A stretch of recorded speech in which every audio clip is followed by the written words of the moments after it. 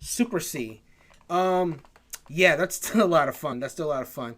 Honestly, unlike the other two, I have not really played much of the arcade versions of Contra, so I don't really have a point of reference to show like which one is better. But what I will say is like this is an impressive NES game. I must stress that having just the D-pad and yet being able to go in all these different omnidirectional things to shoot your gun is very impressive. It's actually very impressive. Not many NES games can really pull that off, honestly. And there's all these different power ups you can get. The enemies are there, but it feels fair. Like it's a hard game, but it definitely feels fair. You can go far. But I must stress that like it is a shame that this is not yet on the Nintendo Switch online service, so you can easily play with friends.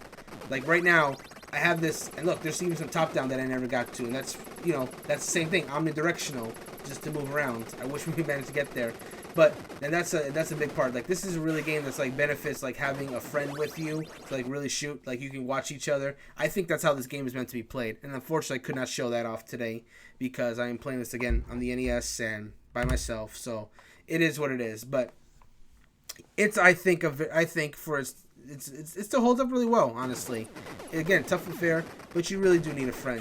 And I gotta be perfectly honest. I'm gonna have to do some research now to see like if there's an easy way to play this like with a friend in like modern consoles because only a handful of people have the NES Classic Edition these days. It's not really sold anymore. It was like kind of like a limited item, and they kind of like finished their run.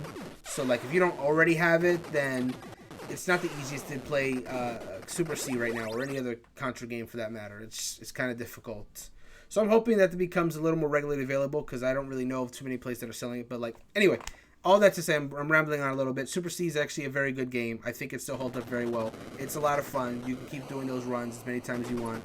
It's definitely better with a friend though. It's not as good as single player, but either way, it's fun. But definitely best as two player.